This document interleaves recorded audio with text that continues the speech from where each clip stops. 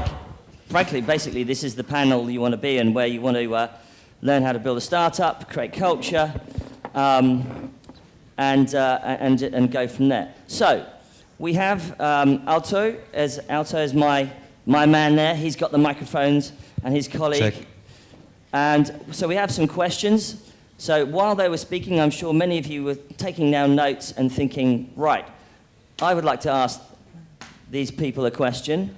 And so let's go for it. Let's hear some questions. Who's got the first one? Because if you haven't, I'll be very angry. And remember, I'm the dictator in my living room, Mike's room. Who's got some questions? Anyone? If you don't worry. I'm going to ask some. Oh, one at the back. I'll tell you. One at the back there. Oh, there's one here, and then we'll come to you next. Whatever we want to do. Let's go. Hi. I have a question for Peter Stern. We were talking about grabbers versus holders, which is very interesting. However, how does it correlate to the idea of LTV, lifetime value, which is proven to be the more efficient way to hold the customer versus to attract the new one? Is this on? Check. Mic 5. Hello? Yeah, so grabbers versus holders solves a very specific... Now it died. Solves a very specific problem. Oh, sorry. In the early stages of a startup, where you have this idea and you're trying to figure out what features go into a product to make your big idea happen. And people have a hard time focusing on which idea is really important. And, you know, oftentimes what happens is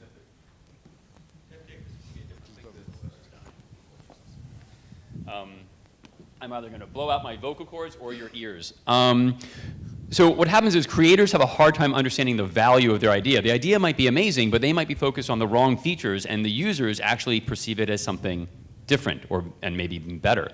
And so grabbers versus holders is a lens to say, okay, these are all the features we think go into our product. Which ones are holders, meaning they're nice to have, like people might even need them once you're using the product, but they're not, like no one's ever going to use your product because it lets you share to Twitter. Right? That's not a grabber because there's a billion ways to share to Twitter. Like I can use Twitter.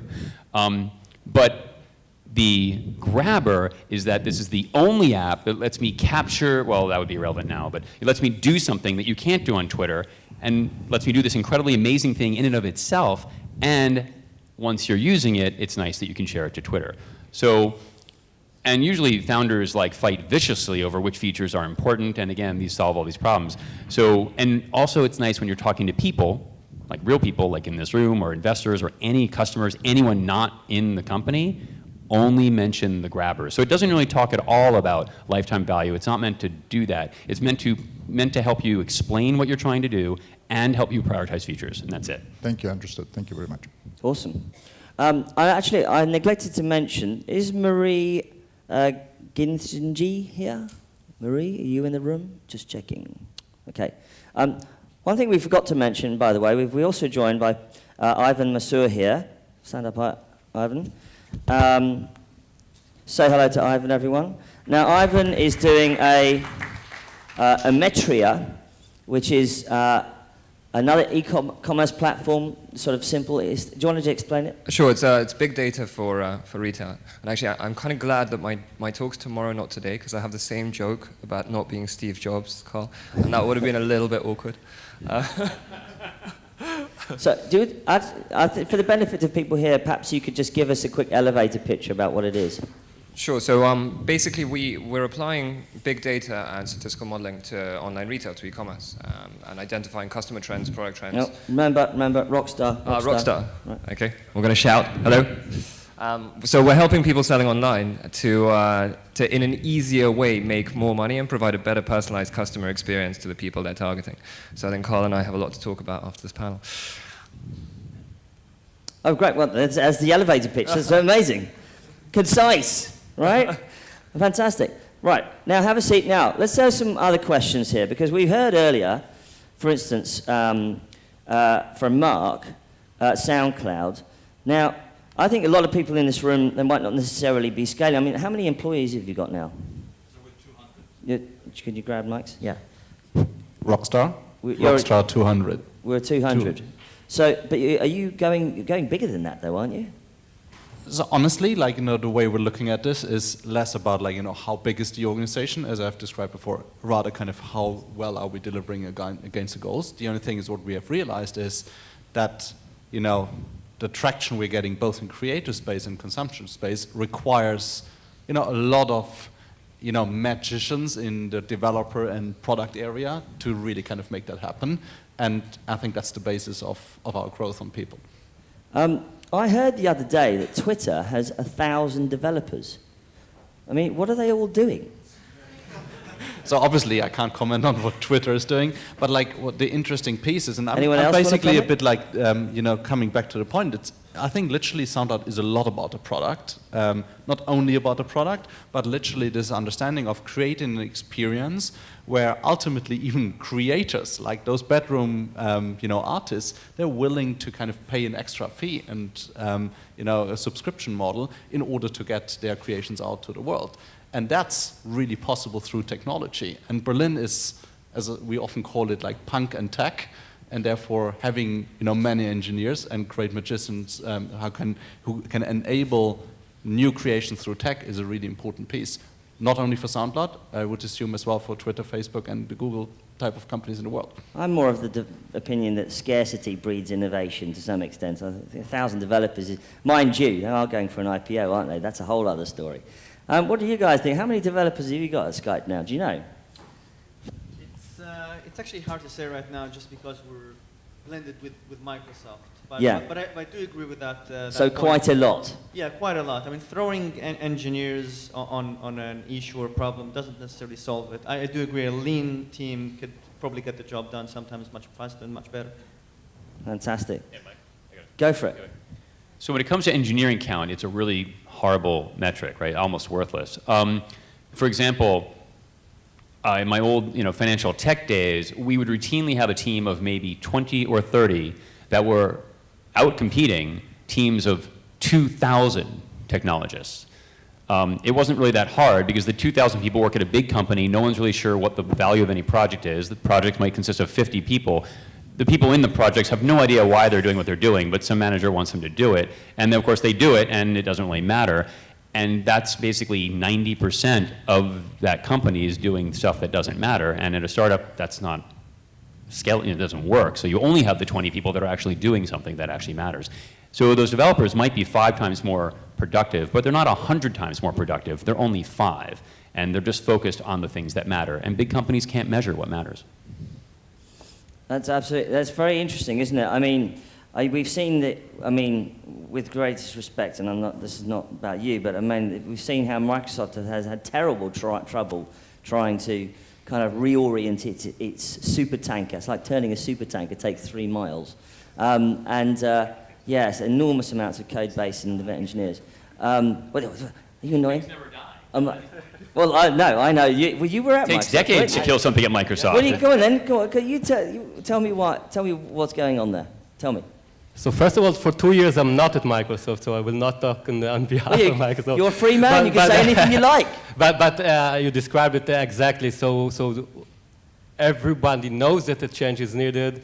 Even the head is saying move to this direction, and still nothing happens. So I think it's something that happens to big organizations. I don't think it's Microsoft. And I think that we see that each company, so I've been visiting Facebook lately, and I started to find some corporate America behaviors there. So all of them starting as startups, and all of them are ending as big corporates, and the guys who are succeeding to maintain the culture of a startup as far as they can, these are the companies that are succeeding. It's very interesting, isn't it, to have seen the guys at Google completely try and shake things up and come up with crazy products like Google Glass, which I think is absolutely rubbish and won't work. Did you have a question, sir? Oh, right. You just look like a journalist there. Are you a journalist? Oh, I was thinking you were a journalist. Mike, There's a question over here. Mike, let me just pick up on that point. Go on then. Peter, you mentioned... Get a mic over there. Peter, you mentioned... Hello, to the right. No? next to you. Hello. How's it going? It's these microphones, you see. Serious jet lag going on here, sorry. No, don't worry, same here. You mentioned that it's always good to plan ahead in terms of a pitch deck for investment. I think it's important to plan ahead in terms of the structure of your company as well. So a lot of startups, they're running so quickly, they don't have time to do this. But we need to be prepared for what happens when you go from 10 to 50, from 50 to 200. It'd actually be quite interesting to hear from some of the people that are running the bigger organizations about how they planned for that. Not what they do now, but what they did a couple of years before getting to the 200 or the 2,000 that you guys have now. How do you do that? Well, how do you plan for it? So I used to give a lot of talks about that, actually, because I grew a company from just me, my co-founders, to several thousand people. But that's not as interesting, and there's not as much value creation in that as going from an idea to, say, 20 people and actually generating something of value. So, I mean, I could talk about that, and there's a lot of interesting challenges and some unique junctures there that seem consistent and common across all organizations. But really, that's a great problem to have. Gosh, we've got this sustainable, great company of 20, 50 people, and we want to know how to grow it to 200. I mean, that's awesome. So, another panel, sorry. That's a good point, actually, yeah. I mean, just getting from 0 to 20 is probably half the battle, isn't it? Most of the value. Most of the value, exactly, yes. There was a question there. Yeah, so now, can you say, you're in Mike's room, so here's my rules. You have to say your name, the name of your company, and then ask your question. Go for it. That's a new rule. You didn't ask anyone. Oh, I remember, I'm the dictator. You're in Mike's room. Are you in Mike's, dude? You're in Mike's house. So, Mike's room. So go ahead. My name is Adham. I come from Dubai. And we are working on a startup. It's like a geek startup aimed at being a platform for people to invent and for us to produce their products and sell them in an e-commerce basis to the rest of the region. Cool. Okay, what's your question? So I have two questions. I have a question for SoundCloud and a question for Peter and Stern. So coming from Dubai, and this is the question for SoundCloud, we have a very, very diverse environment, and we have a lot of nationalities working together. So you were mentioning that only 20% of your employees are German, and the rest are coming from around the world. So it's very nice to talk about it and diversity and everything, but it does bring challenges, and we've noticed this because a lot of us come from different backgrounds and countries as well. And I wanted to hear your feedback on the challenges that you faced with this diversity. And the second question for Peter Stern is, I'm sure you're familiar with the lean startup and the MVP concept. So do you advocate this concept? Because it works, it's very nice in theory, but in some ways it might lead to a lot of, let's say, repetitive work or a lot of efforts that do not produce the results that you're actually after. Awesome. So first up, we got diversity. How do you deal with diversity? And then we got whether you follow these theories about lean startups. Go ahead. So I agree to you, it's a challenge and it's kind of an honors to kind of work through those, diverse, employees. However, I would say I'd rather work through those challenges internally and make sure that my product or the offering we're doing to our users and consumers is challenged internally. And, we use this as well a lot to, make sure that we are taking the steps from all different diverse perspectives first internally and then bring it to the market. So I would say I'd rather take the challenge first internally. There's another spin to that, and I'm not sure in the world, at least the luxury, I think, people in this room and the industry we're in, people are quite internationally experienced. So often, they have studied in 2 countries or 3 countries, had a job abroad. And I realize if I look at SoundCloud today, the challenges are less about the Spanish person, the American person, and the German person, having those cultural differences. The challenges are much more about different personality types. Extrovert leaders, introvert leaders, thinkers, feelers, and helping those different personalities to understand each other and create that diversity and manage that diversity. That's a bigger challenge, I feel, than the cultural diversity, as we have, we're tapping into a talent pool which is much more international and has been brought up in different locations already. So that's the piece where I'm focusing my work on with the team, on understanding personality differences and collaborating in that diversity. Okay, Peter, you're up next. Right, so I believe the question is how important is the lean startup methodology and that tranche of things. Well, strictly, so there's definitely value in lean startup methodologies, especially if you're a big company trying to figure out how to be more nimble and how to think more like a startup. There's a lot of lessons to be learned there. if you strictly follow the lean startup methodology, it would only lead to projects that kids could solve on laptops over the weekend, which I would never ever invest in, because how defensible are they? I mean, there's nothing really hard there. Whatever I can solve strictly using a lean startup methodology isn't truly innovative. I mean, look at Uber. Uber is not the app. Uber is getting all those cars to want to use the app and dealing with the TLCs or the taxi commissions and the limo commissions and all the places where they work. In New York, it's really hard for them. Like, that's the hard part. The defensible part, well, now it's scale. But even before they got that, that's the hard part of Uber, not the stupid app. Anybody could build that app. So the lean startup machine, you have to do, like, there's like my brokerage businesses and even a lot of other things that I work on. There's really hard legal issues, regulatory issues, business structure issues involved. It's not just an app. And lean startup machine would never lead to those things, right? Because it doesn't really accommodate any of that. Now, I will say this, though, that the part that I would structure maybe agile development or the tenet of agile development, which is build the crappiest possible solution you can get away with and see if it works, and if it doesn't, then build the next best, crappiest solution and do that iteratively until you're left with the thing that's just barely good enough to succeed. I love that idea. I've been using that idea for a long time. It doesn't work in the military. When I try to use it with the CIA and special forces, they're like, dude, like, we're flying these helicopters, like, we don't want to die. It has to be the best freaking thing ever. I'm like, okay, cool, I'll die. But when I got to Wall Street, it was something that we did that was probably innovative at the time, which is build the crappiest possible online brokerage website and see if people would use it. And it turned out they did. And it was 1,000 times crappier than everybody else, but we did it for like 1/10,000th the cost.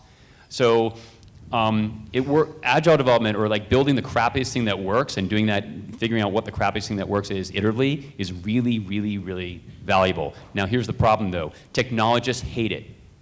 Hey, Mr. Developer, I know you're from MIT and you're amazing on GitHub and everything. Build me the crappiest thing you can fast. No developer wants to work like that. It's really hard. They'll do all the rework issues and blah, blah, blah. I mean, I'm a developer, I know how it works. So it's really hard to find technologists who are willing to truly build you the crappiest thing as fast as possible. That's a really, really hard thing to do. Brilliant. And we'll talk later about the CIA aspect of the minimum viable product. Hands up if you're in the NSA. Right, now there's a question over here. And by the way, we've got a lot of smart people in the room. If you've got a company and you've got a problem with the company, like, how do I hire better? I've got an issue with the product or something like that. We could maybe workshop that. Should we do that as well? Do a workshop around it. Okay, go for it.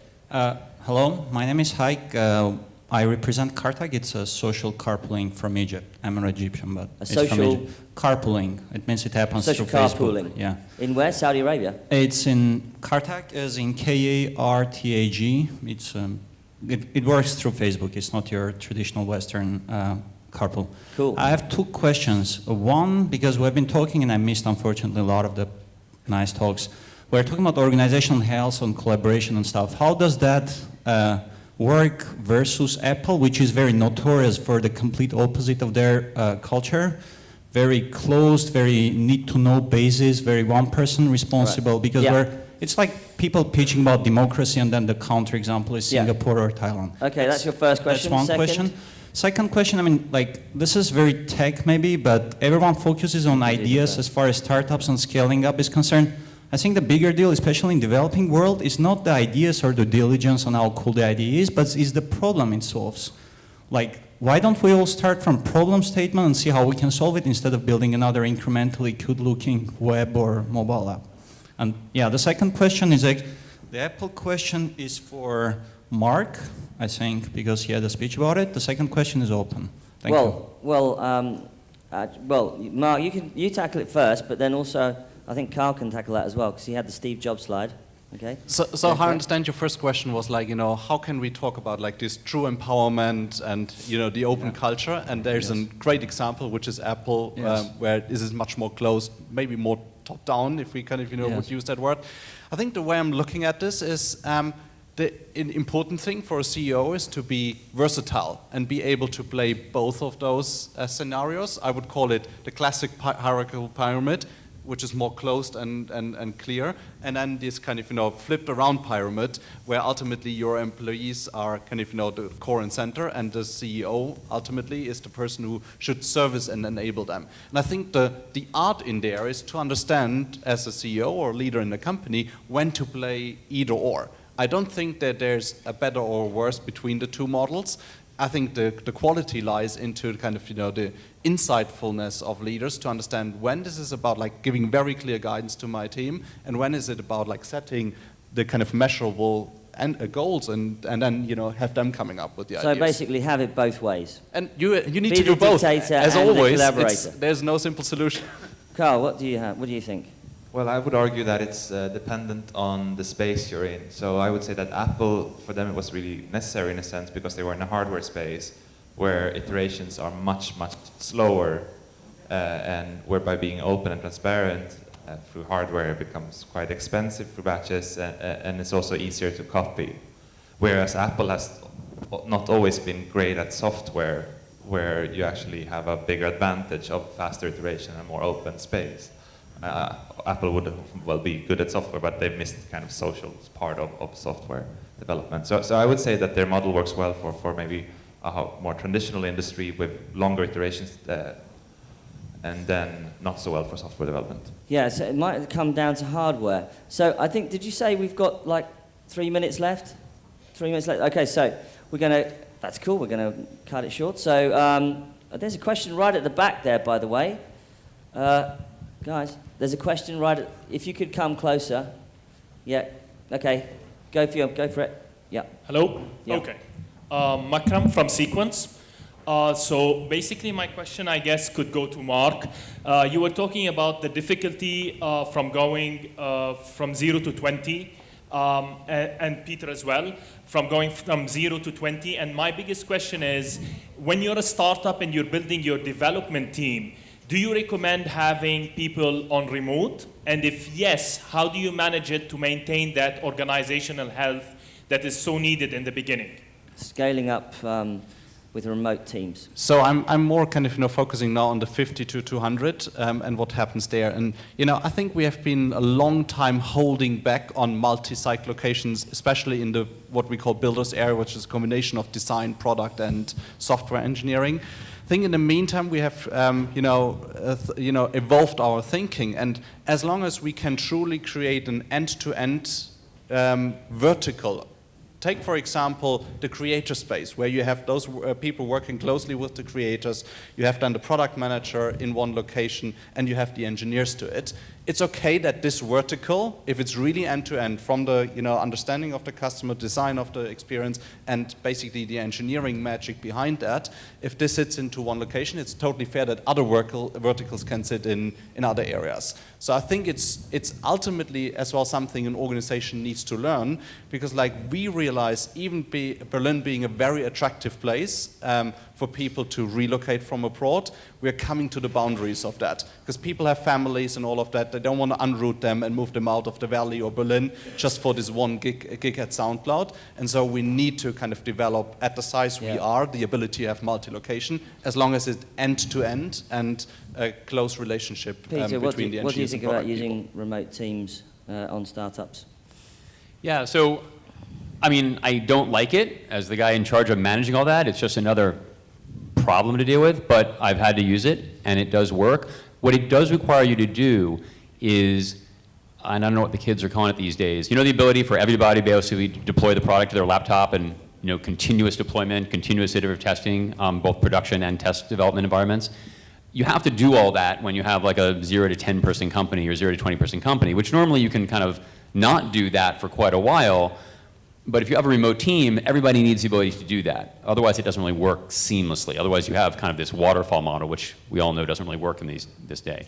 So you have to be a lot more mature. You have to be a lot more thoughtful about how you implement your product and new development processes. And if you do all that work up front, then one of the benefits is being able to use remote teams a lot more effectively. Cool. Well, with no further ado, I don't think there are any more questions. I think we've had a really fun, unpacking a lot of stuff which actually doesn't get talked about much, actually, in technology companies, is culture, product, in terms of scaling, we had a great discussion, and I'd like to thank all of our panelists and for our discussion. Thank you very much.